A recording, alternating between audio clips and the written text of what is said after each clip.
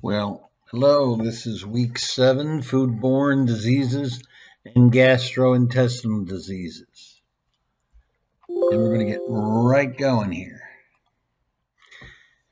As always, I will try to cover some of the aspects of the infectious diseases, name the disease, pathogen, also whether the organism has unique structure, presence of toxin, endospore, respiration, or metabolism.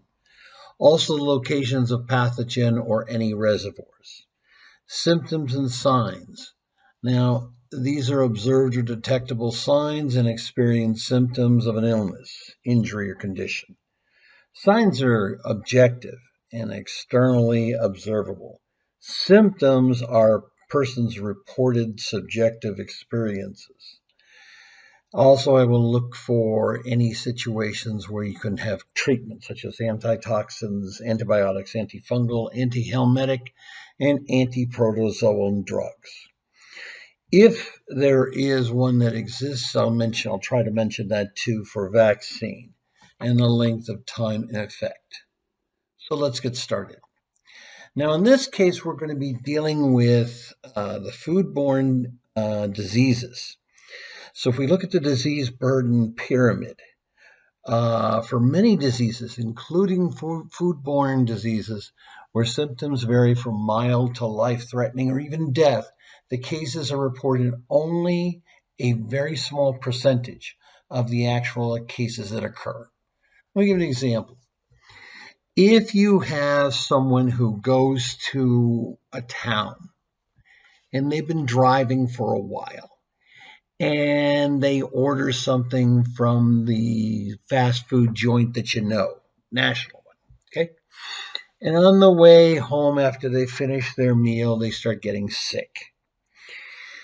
The problem that we have today is most people will not follow up and call, let's say, the local Board of Health or something else like that to have them review things, okay? When you do a population survey, you're looking at exposed individuals, ill individuals, care-seeking individuals. These care-seeking are usually the ones that provide the survey, and you obtain specimens and test them for the presence of the organism. And that's where you get into the laboratory survey and the laboratory confirmed cases. And in the surveillance, that's where you report cases. Now, the situation I just gave you with the fast food chain, very little of that information really gets out there unless there is a really serious outbreak. And this is part of the problem today. We don't have enough information at times for some of the health situations such as foodborne diseases. But let's take a little bit more further in-depth look at this. Now, when I talk about the most common foodborne diseases, FBD, the pathogens, if you take a look, this is from our text, the pathogens account for at least 90% of the reported outcomes in each category. So, if we talk about outbreaks, so we talk about hospitalizations, illnesses, and deaths. If you take a look, you have to keep in mind things like Salmonella serotypes, which may cause more than 5 different types of outbreaks. And as you can see here, let's start with outbreaks, and you see predominantly it's going to be Salmonella or norovirus. Then you move down to the actual people who get ill, and you notice that a lot of it is norovirus or Salmonella. You start seeing more of an increase in Campylobacter perfringens. Excuse me, not Campylobacter, Clostridium perfringens. Now, Campylobacter will start getting more prominent in the next couple of situations here. Then we get to hospitalizations.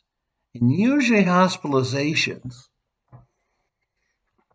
you have a great number of them being salmonella. So, you might have also sort of this next group, which is Listeria monocytogenes. And when you look at the deaths there, it is the majority is mostly Listeria monocytogenes. And then the next grouping is Salmonella. Now, every once in a while, you'll hear either USDA or FDA or something called issue a recall notice, particularly as certain foods that are being processed, etc., get exposed to Listeria. And that's because it's a very serious ailment.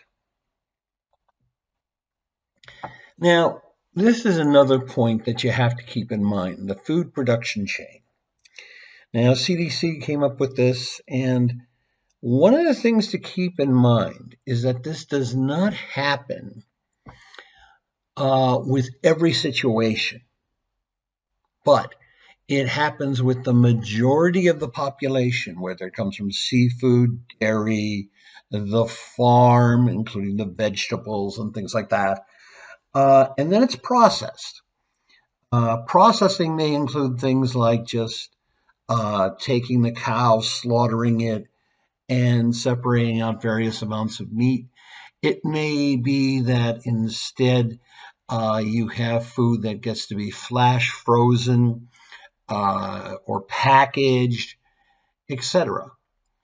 But once you've got it leaving processing, then you have the distribution. Now, the problem with distribution you have to keep in mind is how far are they traveling? Then we get to two routes here: restaurant and retail. So your supermarket. And then you bring it home and you do a home preparation and you're the consumers here enjoying it. Now, other situations are restaurant preparation, and that includes not merely what was pulled out of the freezer or out of a can, but the actual preparer themselves. Of course, this food then gets basically provided to the customer. If you notice here, you've got a salad bar. And salad bars, once we had COVID, became a rarity. Now, whether they come back or not, well, maybe they might be with some special conditions. Anyways, now here is where we start to have this diagram of identifying the sources of foodborne disease. You have three types of data to support the identification of the source of FBD outbreaks. So, you have the epidemiologists that are looking around for information. You have a traceback that'll occur. And then you have the food and environmental testing group. Now, let me give you an example of this. Some years back, there was a situation where raspberries, well, I'll even go back before that. There was a wedding in New York that was an incredible event, and 200 people plus, and they had this incredible sort of like mixed fruit that was in sort of this watermelon type of bowl. Now, after the wedding and so on and so forth, some people reported getting sick. And when I say some, I'm not talking 4 or 5, I'm talking quite a few. And so this got to the attention of state, and they eventually couldn't figure out things, and they brought in the Centers for Disease Control. And so they started doing an epidemiological analysis. What was it that the agent was that made the people sick? And of course, they had to also have food and environmental testing. So basically, you had the testing of the individuals that were sick and different foods that were present at the time of the wedding ceremony and the celebration, etc. Now, first they thought it was strawberries. Nope, not strawberries. They eventually came down to raspberries. And by the way, what it was is Cyclosporum cantoneatus, which basically you don't see in the Western Hemisphere. So how did it get there? That's where they had the trace back, follow it back. Um, Basically, you've heard of the phrase by some journalists, follow the money. In this case, what they did was they had to follow the supplier of the raspberries from the packaging site.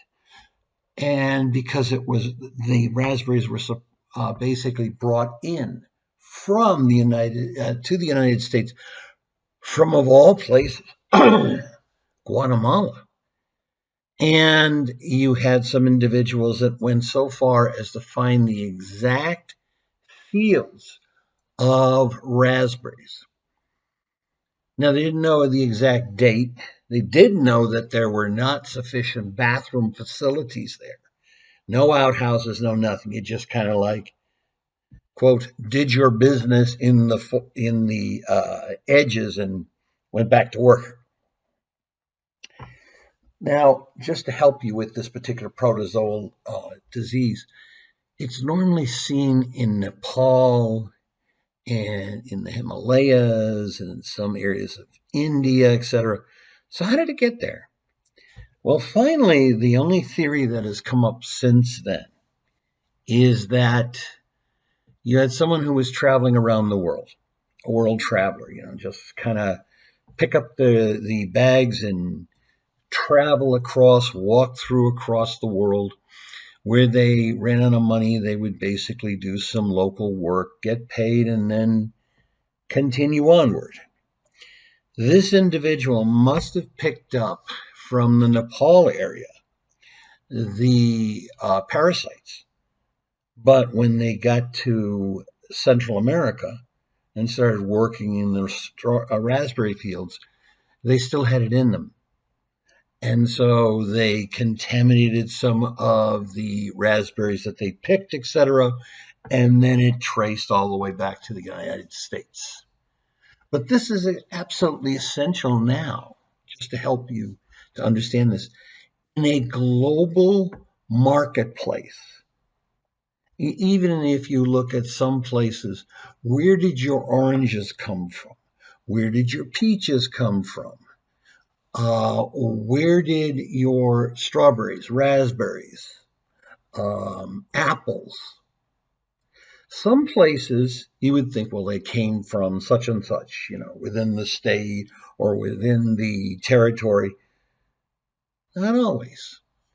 They came from outside the United States. They came out from outside of the state, outside of the United States. They were brought in. And there's no way to just put a barcode on every piece of fruit that comes in. So it makes it a much more incredible challenge for the Centers for Disease Control in dealing with some of these outbreaks. Now, I just want to bring up also the CDC's 7 steps in a foodborne outbreak investigation. First, you detect something.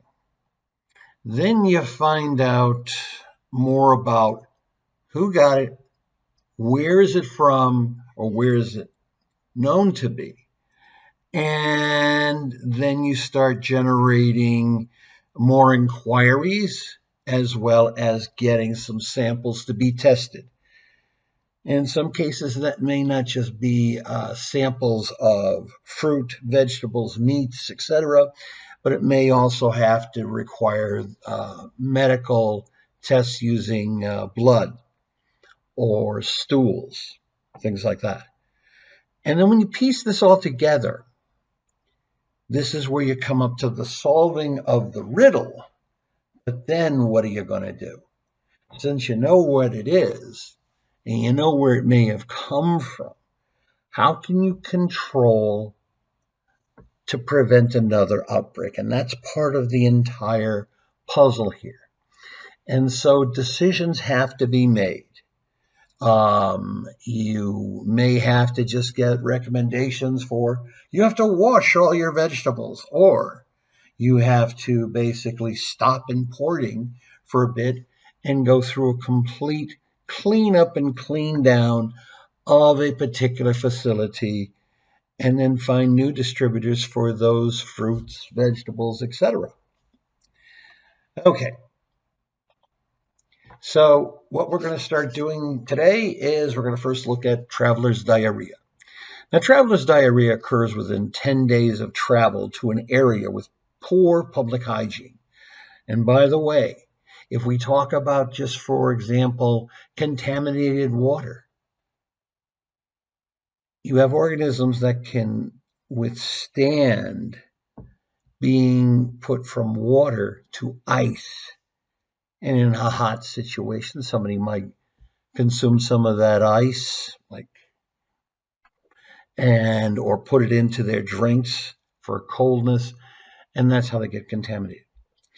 Now, TD, traveler's diarrhea, is the most common illness in travelers. It's caused by drinking water, eating foods that have bacteria, viruses, or parasites. It usually goes away without treatment in a few days, but sometimes it doesn't. Also, you're going to have dehydration from diarrhea. In some cases, that can be very serious.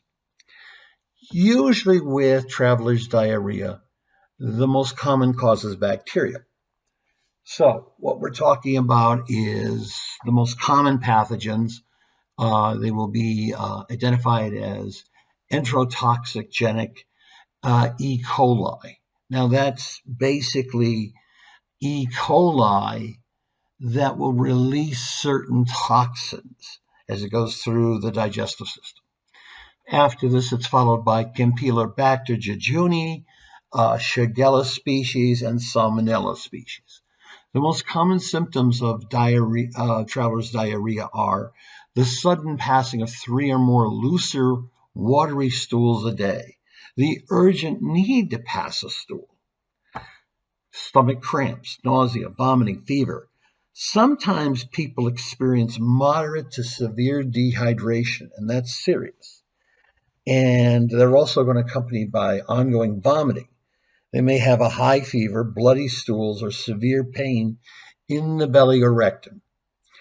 That's when you have to start looking at a much more quicker and aggressive treatment. For example, anti-motility agents, these medicines include loperamide and drugs containing dithionioxalate, which will provide a prompt but temporary relief by reducing the muscle spasms in your stomach, your gastrointestinal tract, slowing the transit time through your digestive system, and allowing more time for absorption. Now, one of the best ways to deal with dehydration from anything is oral rehydration treatments or oral rehydration salts. You have these salts. Predominantly, they will contain some glucose, and then they will contain various salts like sodium chloride. They may include like potassium bicarbonate, etc., to basically deal with some of the predominant electrolytes: sodium chloride, potassium, and bicarbonate. Okay?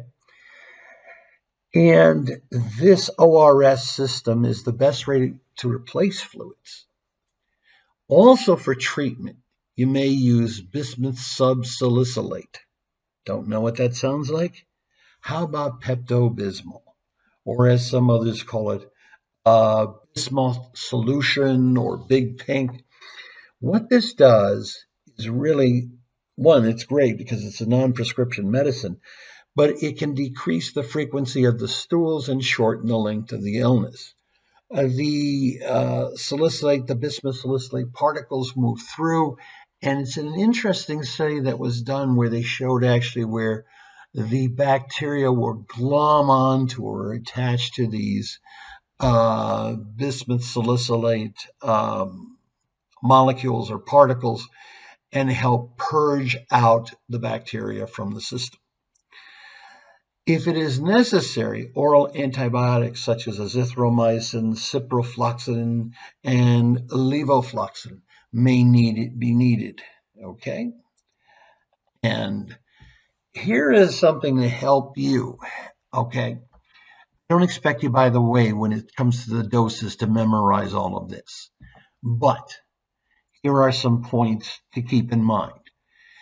If you look at the traveler's diarrhea, again, I'm not telling you to memorize all these numbers instantaneously, but for the most part, what you're looking at is basically 50 to 75% of these cases are going to be caused by some type of bacteria. Then you're going to deal with somewhere between 0 and 5% of protozoans, such as Giardia lambelia, Entamoeba histolytica, Cryptosporidium, and Cyclosporus cantinianus. And by the way, that was the case that I was telling you earlier with the New York wedding and the fruit bowl and people getting sick. Viruses may show up anywhere between 0 and 20%. Most of those are rotaviruses, enteroviruses. So the bulk of TD tends to be bacterial. Now, here is the information regarding use of some type of either over-the-counter aid or prescription aid. Bismuth salicylate, as I said, it's not as effective, but it's very good in helping to purge out these organisms. Then you have the fluoroquinolones, and you have the trimethoprim, sulfamethoxazole, and then doxycycline. Okay? I don't want you to waste time trying to memorize the exact dosage. You go to medical school, maybe you'll have that. What's more important is to understand that there are a variety of different drugs that are useful in treating TD. Usually, these are, of course, antibiotics are going to work only on bacteria. But as it turns out, the bulk of TD is caused by bacteria. Okay? And here is a method, and it's describing the counseling your patients on traveler's diarrhea.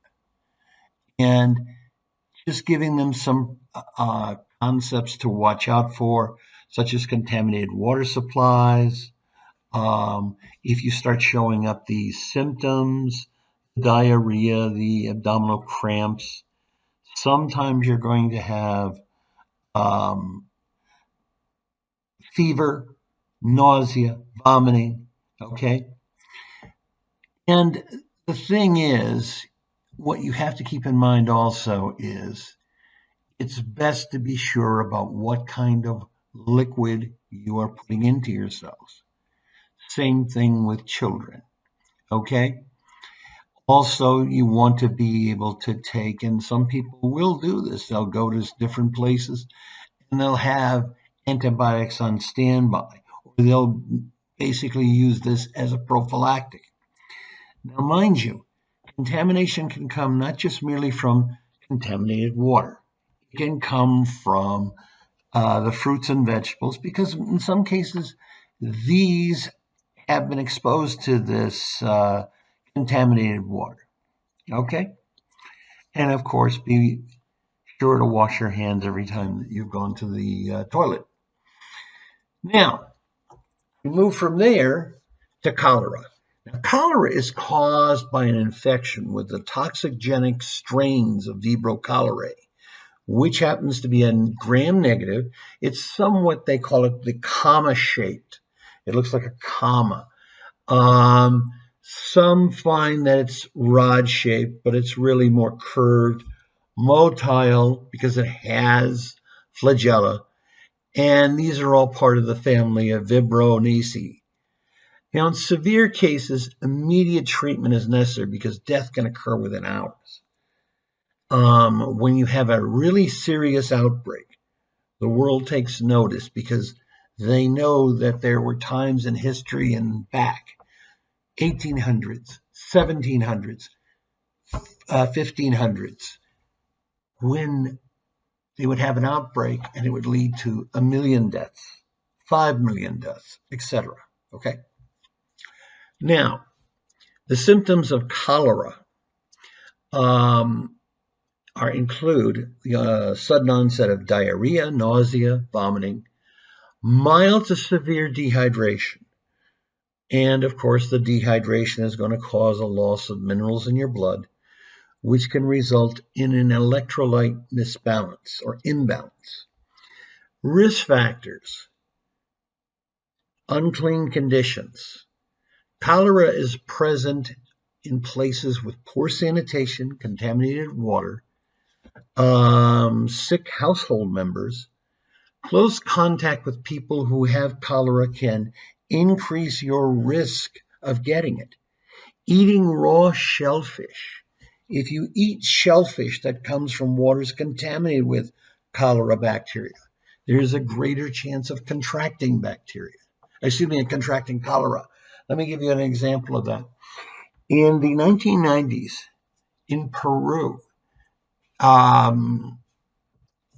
suddenly there was an outbreak of it, and literally it spread fairly quickly.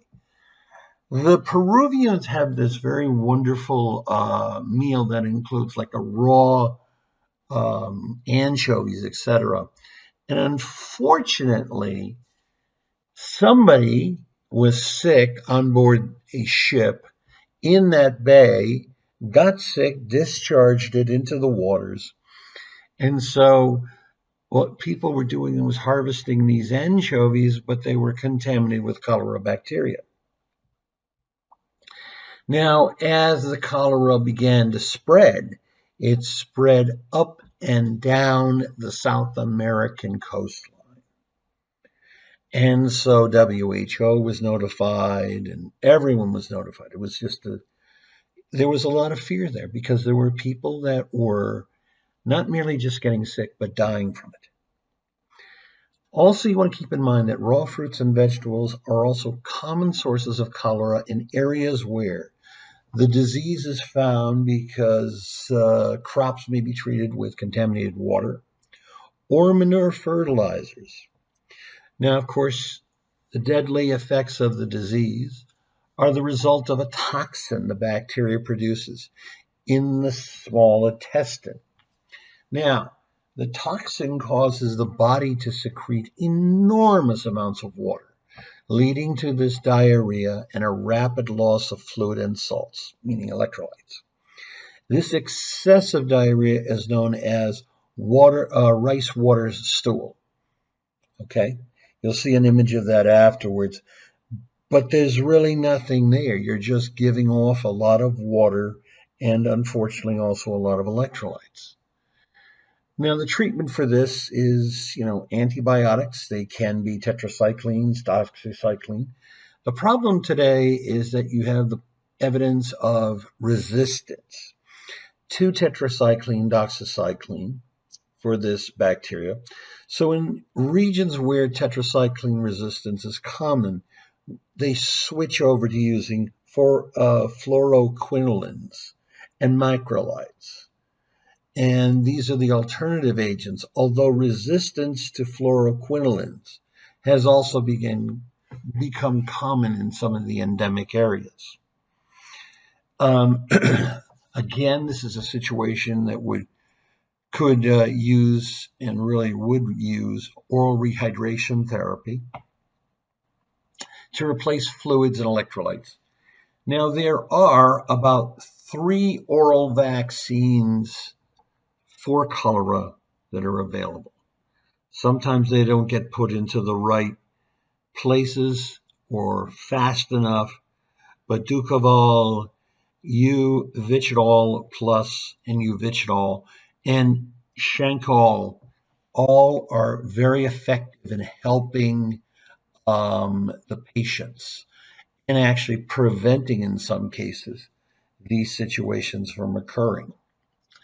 Now, if you take a look here, here's a map, and basically these are the cases reported in 2016. One of the things to give you a perspective about is this.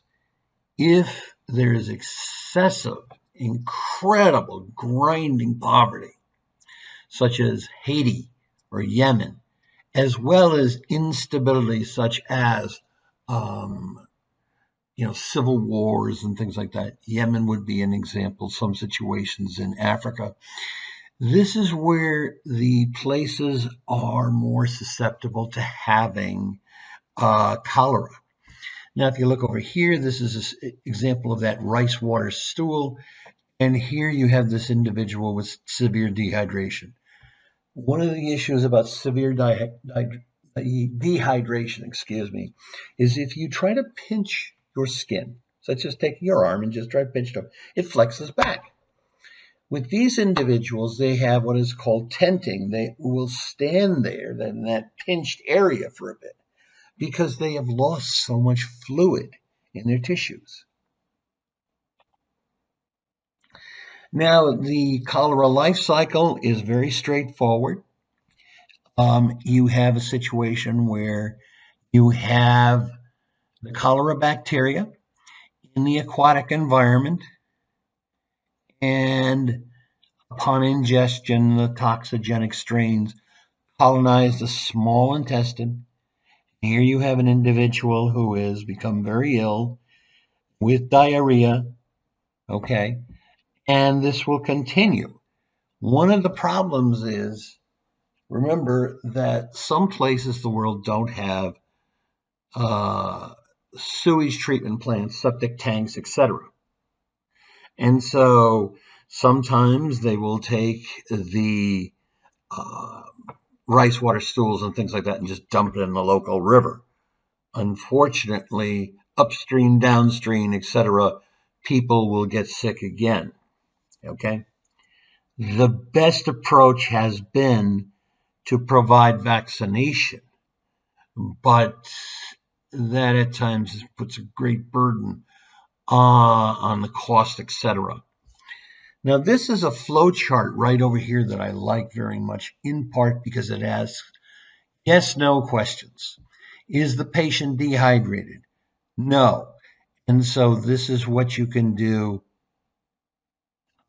basically to give them some oral rehydration solution and reassess the patient regularly during the first 6 hours. If it's yes, they're severely dehydrated, you can see this. They're going to have lethargy or unconsciousness, a weak radial pulse, inability to drink. They're going to be so weakened. So the next thing is to look at the severity of it. Some dehydration, severe. If it is severe, then you have to start putting in an IV with the attempt to rehydrate the person, and then you may have to assist that with several other IV delivery systems of sodium chloride and such. Usually you don't want to always do that. You'd rather do it orally, and if you're in some dehydration, not the severe, but in the some, you can use an oral delivery. Okay? So let's move on here. The next we're going to deal with is enteric fever. And this can get a little confusing. So I try to cut it and give you some perspective here. Because I think sometimes they use enteric, and yet they don't know whether it's paratyphoid fever or typhoid. Now, with typhoid fever, this is going to be a life-threatening illness, and it's caused by the Salmonella serotypes typhi.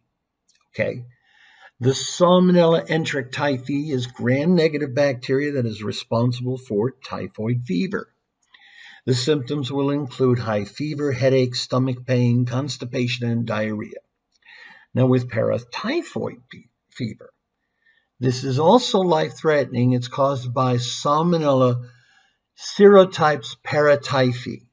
Now, what we have here is 3 different serotypes or subgrouping, shall we say. Paratyphi A, B, and C. Now, they will sometimes just kind of summarize it here. And the C. Salmonella enterica subspecies. Basically, the enterica is a subspecies of Salmonella enterica. What you have here is a rod-shaped, flagellated, motile, aerobic gram-negative bacteria. Okay, if you got the flagella, you can expect that they're going to be somewhat motile. These symptoms will include also high fever, headache, loss of appetite, vomiting, constipation, or diarrhea. The patient typically develops an enlarged spleen. Now, some cephalosporins can treat the Salmonella typhi and the Salmonella paratyphi A, B, or C. The bacteria causing the enteric fever will come down because of this. In the past, enteric fever responded extremely well to other types of antimicrobial medicines such as chloramphenicol. But here's a problem. By November 2016, we had a new strain of extensively drug resistant, that's why they put the X there, for Salmonella enterica serovar typhi. Now, this started to emerge in Pakistan, primarily from the cities of Hyderabad, Karachi, etc.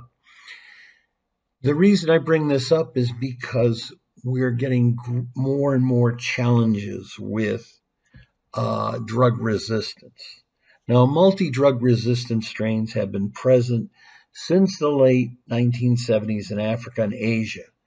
These XDR strains are resistant to all antibiotic treatment options: chloramphenicol, ampicillin, trimethoprim sulfamethoxazole, fluoroquines, and even the third generation cephalosporins. There are some vaccines that do exist for these. If you take a look here, this is a roundabout for the transmission and pathogenesis of enteric fever, both typhoid and paratyphoid. So what do you see are the major routes you get in orally? You have contaminated water, you have either contaminated food, or interestingly enough, food handlers. And I believe I gave you a little video on Typhoid Mary. Typhoid Mary was one of these individuals, and what happened was a lot of the bacteria stayed in her gallbladder. She was never sick. And all her skills, she was an Irish immigrant, all her skills were really cooking. And she would go to these basically country clubs, etc., for the rich. And doctors were stunned because they're like, well, why would they be getting this disease? Come to find out, Mary was cooking. When Mary cooked, it was contaminated. And when it was contaminated, these people got very sick. Some died. Now, if you take a look over here, the typhoid fever clinical illness and diagnosis, what you see is this increase in this activity in sort of these first, second, third weeks, fourth weeks. You will note also the spleen is enlarged, that the abdomen is tender, distended, there'll be a general weakness in the body, and when they take blood tests, they will show up positive. Stools, urine will also show up positive. You'll also notice that there is a neutropenia and an eosinophenia, and this is at the height of the fever. So there's going to be a lot more of these immune cells trying to fight. Following, some of these will also include things like bronchitis. You have basically headaches, mental confusion, epistasis. Tongue is basically is somewhat changed. You have anorexia. You have a lot of weaknesses. But let's go over here. This I tried to make it a little bit easier. What is the difference between typhoid and paratyphoid? If you look here, there's a bunching here. They both have flagella. Okay. The severity differs. Basically, with typhi or typhoid fever, it's going to be that there will be a higher severity, whereas paratyphoid will be milder. The prevalence, this is much more prevalent than paratyphi. Okay? And you have basically these two strains here that lead to paratyphoid fever or to typhoid fever. So we've gone through all of the bacteria. Now what we're going to do is move into hepatitis A, B, C, D, and E. Now this can get overwhelming, but here's what I'm going to say right off the bat. There's 5 main hepatitis viruses, and don't get scared, but I'm going to tell you there's probably more of them out there. But some of these are caused by certain behaviors. Others are caused by other types of behaviors. Unfortunately, as we find out more of this, we are being as diligent as possible to deal with these situations.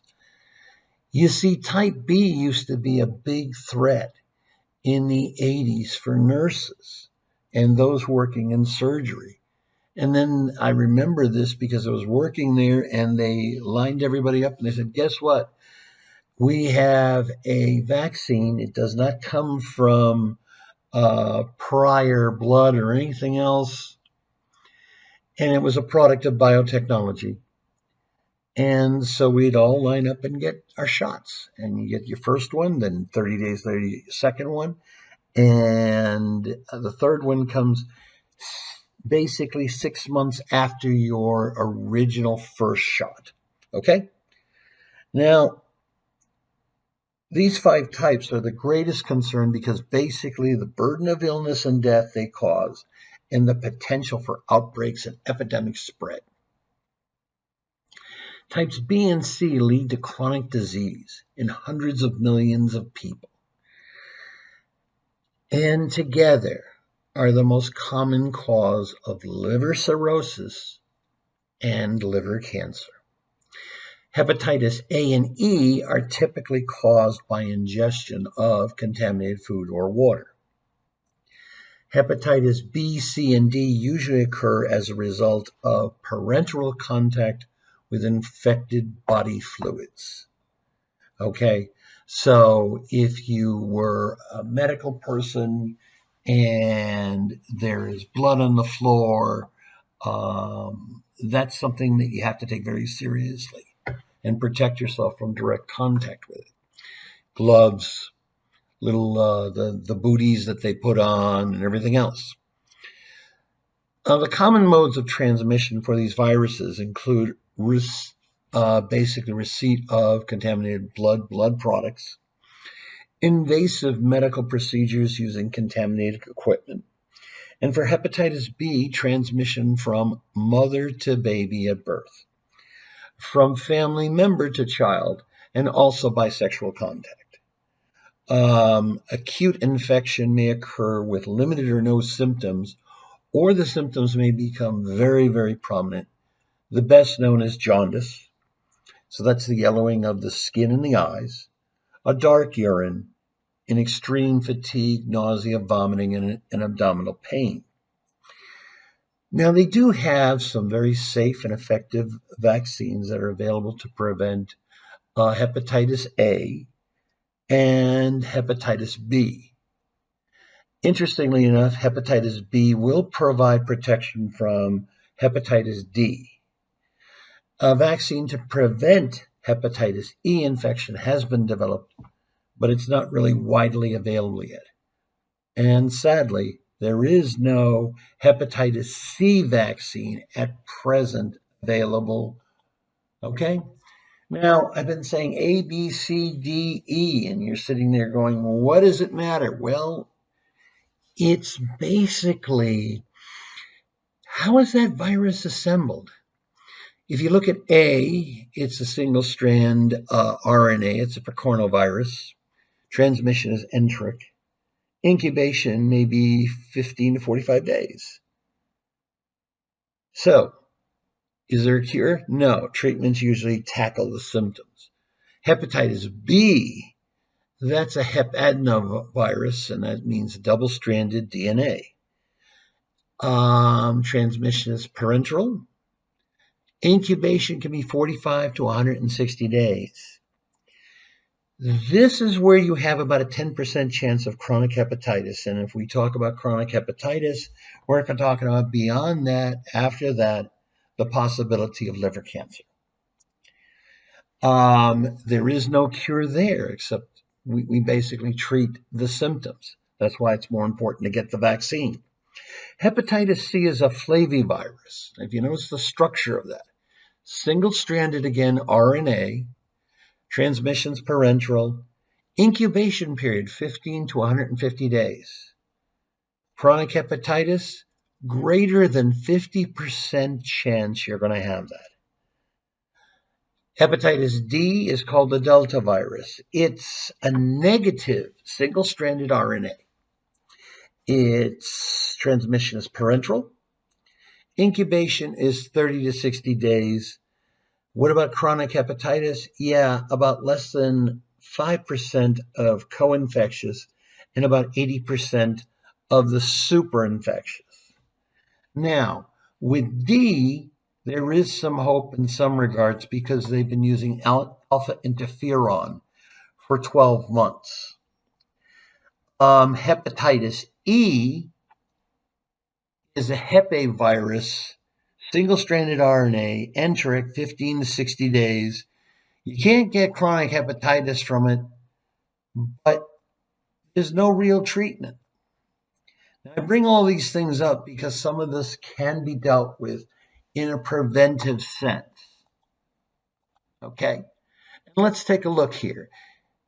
A, B, C, D, and E, right? What you have? Progression of hepatitis C virus disease. And what do you see? You see cirrhosis of the liver. If they want to, they're going to look into this. They may take a liver biopsy. What you see is cirrhosis. And what that is the replacement of the cells by more or less like fatty tissue. Okay? At the same time, you're going to notice some differences in certain liver enzymes. Okay? And these liver enzymes include alanine aminotransferase and aspartate aminotransferase. And you can see how some of this is. This tissue was, it's part of the liver, but here you have this being hepatocellular carcinoma. And you can see the designs again on these different type of hepatitis viruses. Now,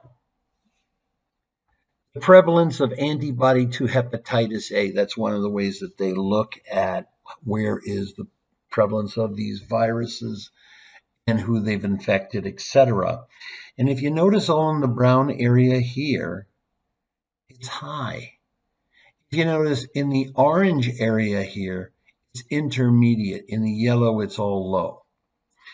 So what can you say? You can say that there are a lot of countries that hepatitis A can be transmitted. A lot of times it is transmitted by contaminated food, water, etc. Then if you look at the global prevalence of Hep C virus, okay, and this is looking at via the infection, you can see where there are certain areas, South America, United States, etc. Some of the highest areas are in areas such as Egypt, Africa, and then Russia. And there really isn't a lot of treatment for some of these, and that has become very unfortunate. Finally, we look at an acute viral hepatitis case, clinical course, pathology, etc., and you can see how what's happening. An enlarged tender liver, you have adenopathy, scleral icters, you're going to have weight loss, dark urine, okay? And so this is with B, C, and A if it happens. You'll notice the time delay, but you'll also notice the presence of antibodies and the increase in the various the various liver enzymes. Now, these liver enzymes are extremely important because it's how the liver does some of the various biochemical activities. And you can see how there's greater delays with some of the virus and others not. Okay? Now, last one, I believe this is it, and this is the global endemicity of Hep E virus. And if you look here, you have the orange, which is endemic. And so basically, you have a situation where it's non-A, non-B. You can see where it's occurring. You have a highly endemic, and it's basically because of waterborne outbreaks confirming it. And you can see how it happens all the way throughout here. These areas here and here are not endemic. One thing before we leave this area is that when you look at the different diseases, some of it is caused by the poor health care, by the poor sanitation, and by the poor education of those people in the area. Now, this is sort of capability to test for hepatitis C virus infection, and this is another concept map. So if it's the HVC antibody there, no, non-reactive, no HVC detected, you can stop there. If it's yes, is it reactive? Do you see HCV RNA? It's not detected, so you don't have a current infection. You may want to need further testing. If it's detected, that means that you're looking at right now the patient is having the HCV infection going on, okay? And then you have to line up the care that's necessary for them. And finally, I keep saying finally, I'm hoping that this is finally, but anyways, the prevalence of chronic infection with hepatitis B virus. You notice very low here in that light brown. There's no data in certain areas. Some of the higher areas are in the Africa, Mongolia, and then the next level is China. Okay.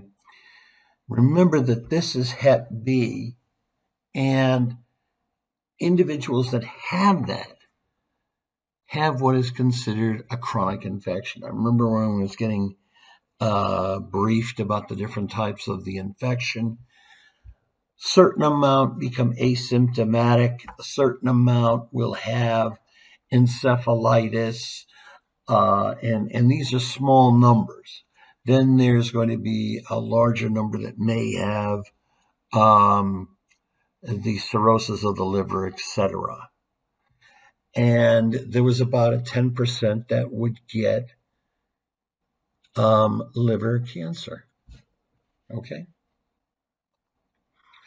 Okay, so we have gone through a lot so far. So now we're going to go into multicellular organisms that are involved with foodborne diseases or gastrointestinal. First off, we're looking at liver, lung, and intestinal flukes. So trematodes. The foodborne trematodes are groups of diseases that include parasites like Clonorchis, Ophthidiosa fasciola, and Paragonimius. Now, these parasitic flukes, okay, they're all sort of flukes that are somewhat more flat. They have a complex life cycle. This may involve diverse, definite hosts and one or two intermediate hosts. Now, when you have a definite host, that's where you finally have the adult version of the parasite there, and it will reproduce sexually.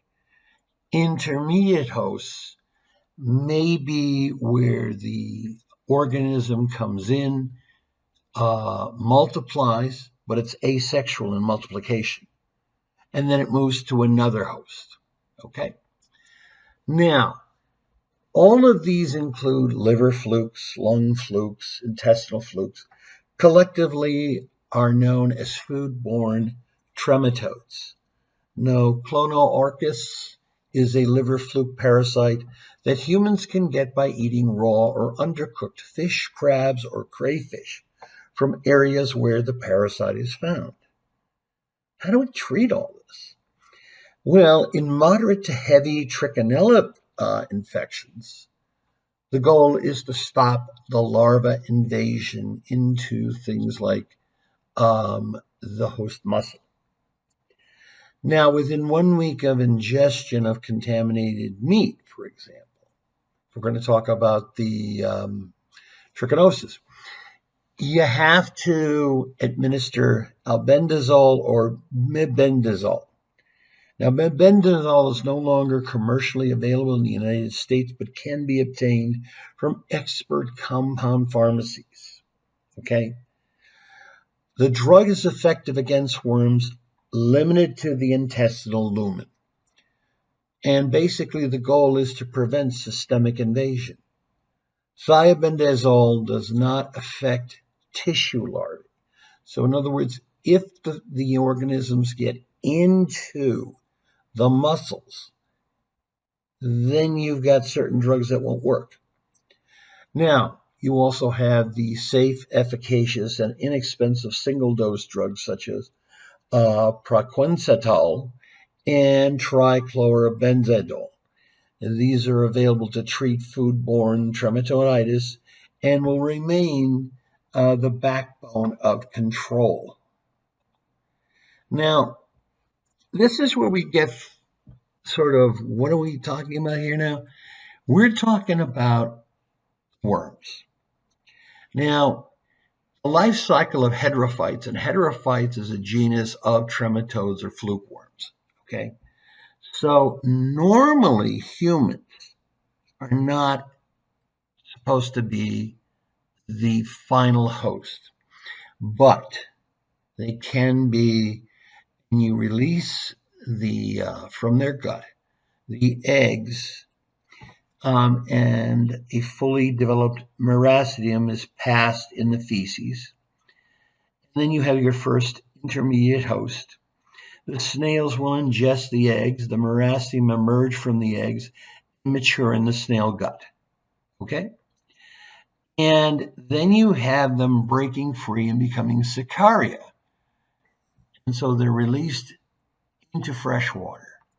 Their second intermediate host will be some type of fish, and it was the Sicaria that's going to penetrate the skin. Usually this is for fresh or brackish water fish. They will insist, in other words, make sort of like a little cluster within them as metakaryocy in the tissue of the fish. Now, here we go.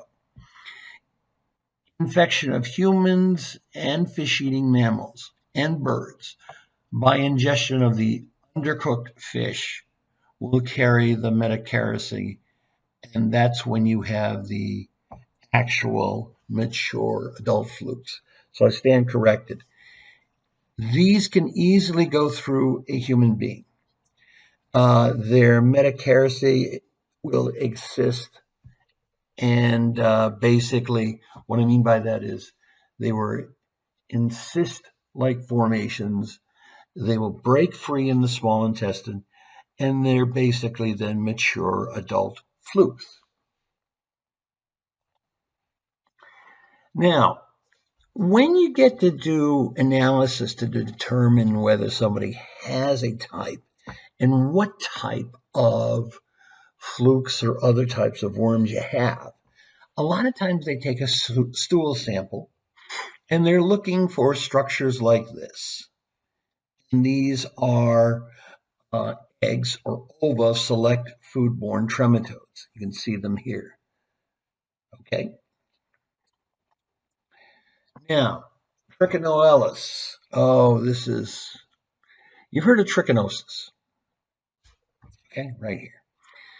Now, trichinosis are a type of roundworm, nematodes, from the genus Trichinella. They are very much a parasitic infection, and it's caused by consuming undercooked or raw meat. Most of the time, we're talking about pork.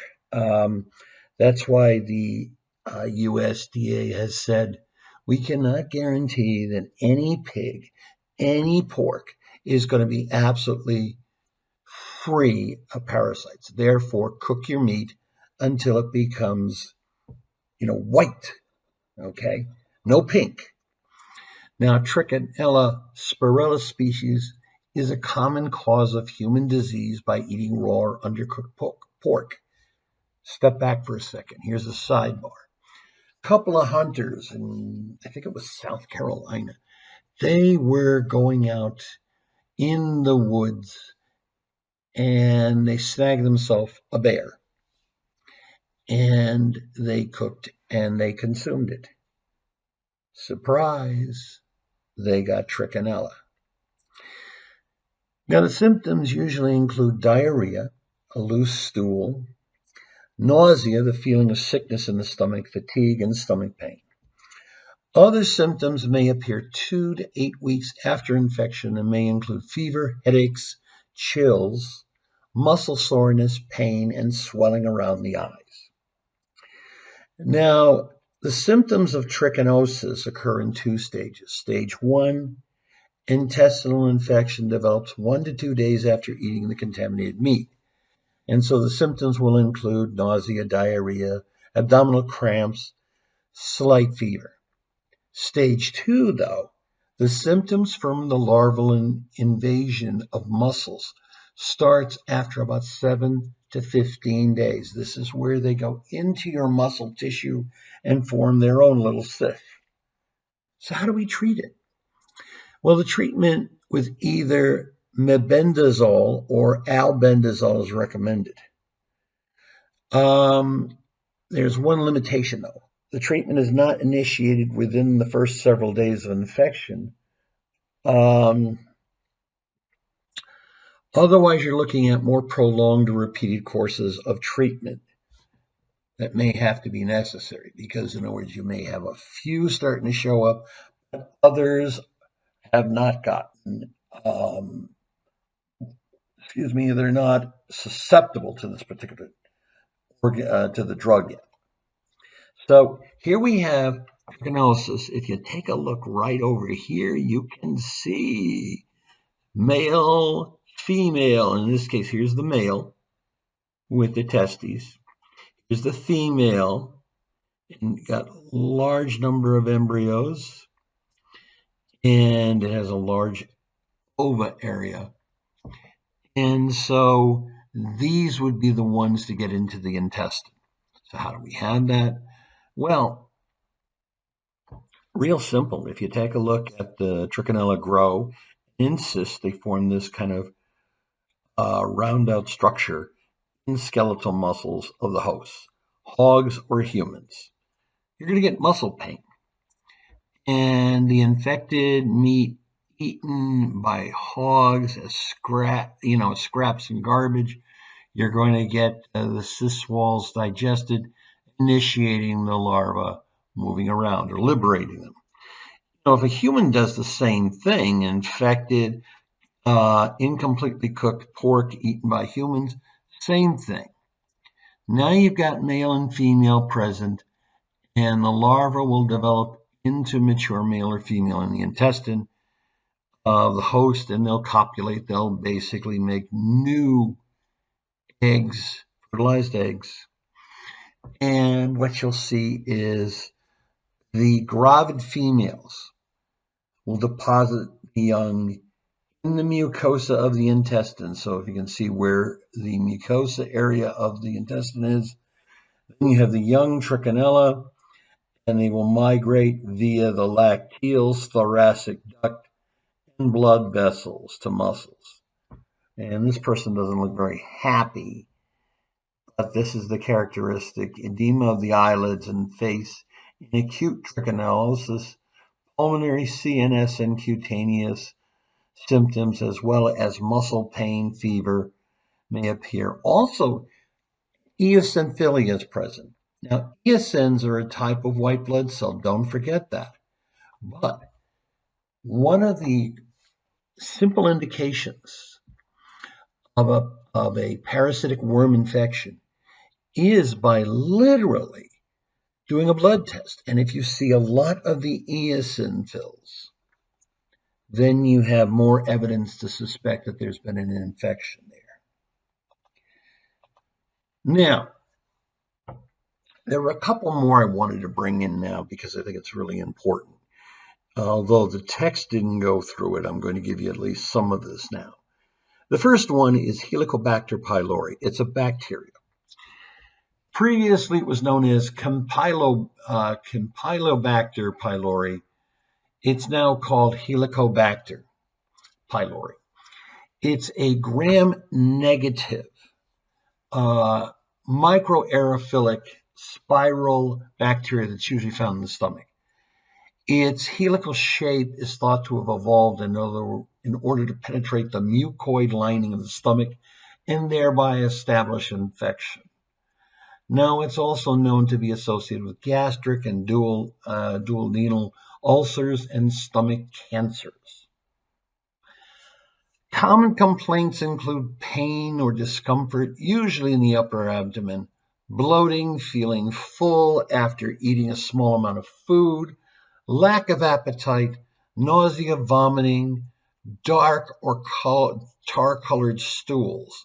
That's the presence of bleeding from the ulcer. And the ulcers, when they bleed, they usually cause a lower blood count and fatigue. Okay. Now, diagnostic tests, a breath test. This is known as the CO2, 13CO2 test.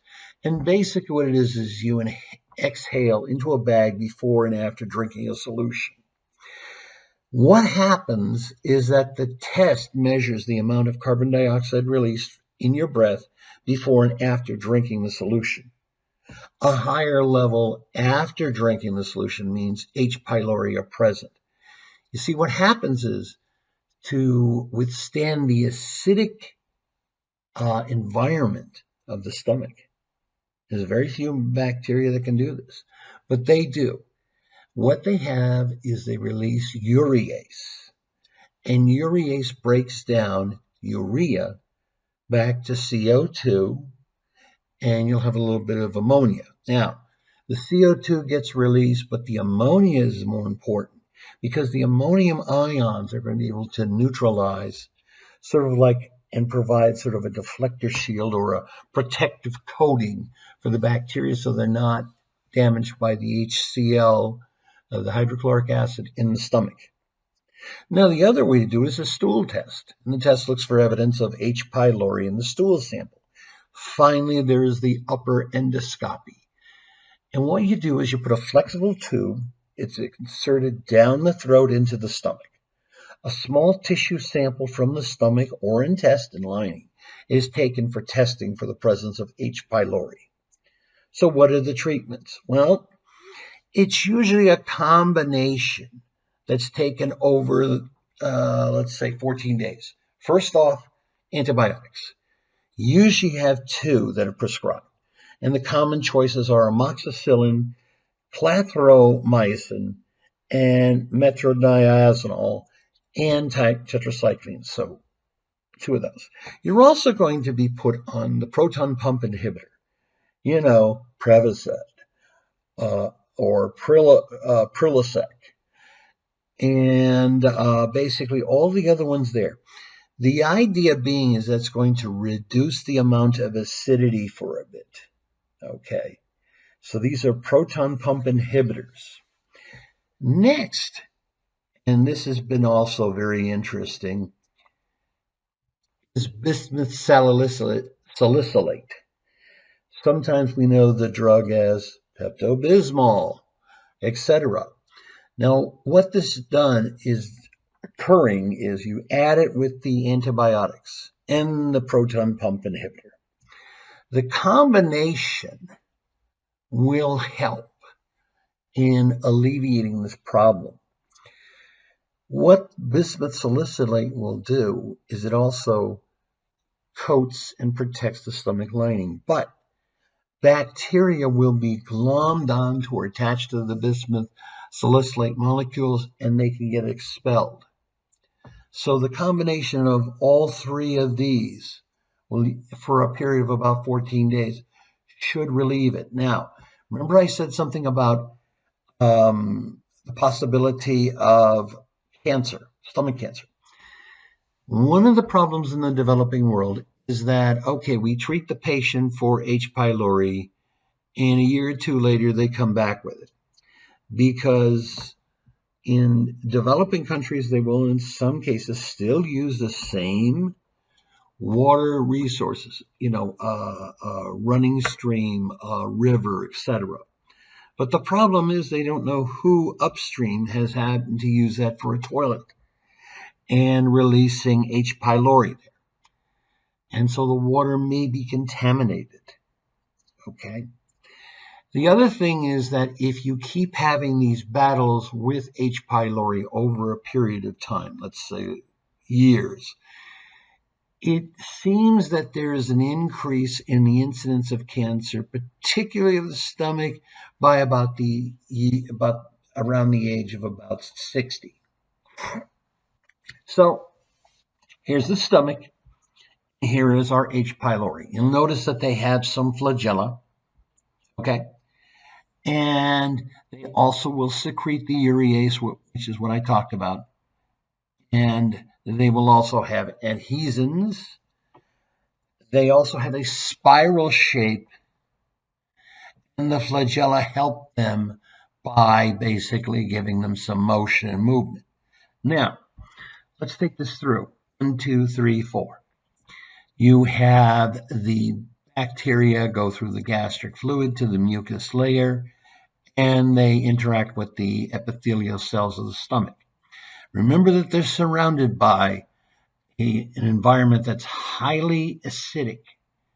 And so what they do is they release this urease, which breaks down urea, and they create sort of this ammonia environment that neutralizes any gastric acid. And of course, they cluster together and also will destroy some of the bacteria. As they do this, of course, their presence is going to bring in inflammation. You're also going to have damage now by the presence of pepsin and hydrogen ions. So you're going to start destroying some of the stomach lining. Mucosal cell deaths by the cytotoxins and the ammonia. And you also have the presence of leukocytes with the chemotaxis. So the body's trying to rally against this. But in some of the ways, you're going to end up with mucosal damage, which helps act as a protective layer for the hydrochloric acid. Now, instead, that layer has been pulled away, and so you start having the formation of a hole in the stomach lining. And finally, this brings up some of the histology and some of the invasive and non-invasive methods. You have the respiratory test, you have the stool antigen, the serology. There you will periodically kick up antibodies. They'll try a PCR test, a rapid urease test, histology, culture, and endoscopy. And you can see there's some of the H. pylori initiating gastritis. Okay? Now, the next one, anisakis. Now, there's one of the little videos I included that I guess there was a controversy a little while back at a Costco. Somebody took a video, big piece of salmon, and there was a live worm moving along it. Now, anisakis is a parasitic disease caused by the anisakic nematodes, the worms, and they can invade the stomach wall or intestine of the humans. The transmission of this disease occurs when infected larvae are ingested from the fish or squid that humans eat raw or undercooked. Once inside the human body, you're looking at the larva that will invade the gastrointestinal tract. Eventually, that parasite's going to die and produces an inflamed mass that will be in the presence of the esophagus, stomach, or intestine. The diagnosis is generally made by endoscopic examination, radiography, and surgery if the worm has embedded. Now, signs and symptoms for anisakiasis is abdominal pain, nausea, vomiting, abdominal distension, diarrhea, blood, and mucus in the stool, and mild fever. Allergic reactions with rash and itching, and infrequently you're going to get anaphylaxis that could occur. How do you treat it? Well, in some cases, the infection is treated by removal of the parasite or the larva via endoscopy or surgery. Now, the surgery may be required for intestinal or extraintestinal infections when the intestinal obstruction or appendicitis or periodontal peritonitis is occurring. In other words, it's actually moved out of the intestine and is now in the peritoneum. There have been successful treatments with albendazole, and they give this twice daily for about 6 to 21 days. Okay? This has been when you have a presumptive diagnosis. Usually you have something highly suggestive and or a serology based diagnosis. One other little fact. Give you a little story here. The 70s, patient was brought in. They thought he had appendicitis. He had been in a sushi bar, and he was doing his thing, and suddenly got very much a lot of pain in his abdomen. But also they thought, well, maybe it's the appendix. So as the surgeons had this individual on the table and opened up, a worm slithered out of the opening, and that was anisakis. And by the way, I don't mean to do that just to, how can I say it, make you sick. It's just, these are things that happen. If you take a look at the anisakis life cycle, this is another one of these parasites that has two intermediate hosts. So you have free eggs in the ocean, and they have embryonic eggs, and they hatch, and you have a free-living parasite. Its first intermediate host is a crustacean, okay? And the next intermediate host is sea fish or cephalopods. They've been ingesting the crustaceans. Now, what can happen? Well, there are a couple of other things you got to keep in mind. This crustacean could also have been ingested by a marine mammal. Usually the sea fish and cephalopods, also basically consumed by the marine mammal, porpoise dolphin. And the porpoise dolphin is the definitive host. So the two intermediate hosts, if there's going to be any increase in number, it's going to be asexual reproduction. When you get to the definitive host, there will be sexual reproduction there. And then, of course, as it defecates, it will release new eggs into the ocean. The interesting thing is if you see this accidental host. So the fish basically become a meal for the humans, and it's not necessarily well cooked, or in some cases it's raw. And as such, after consuming, that's when the individual gets sick. But they're not part of the real life cycle of this. They're what is called an accidental host. Now, to just get an idea about this, this is what it looks like in an endoscopic examination. There's the anisakis there, and here's another anisakis, and I believe that's on ice. Okay, and that may be another one, I'm not sure.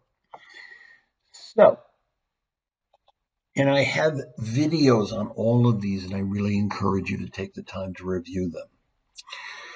So basically, we are completed with week 7.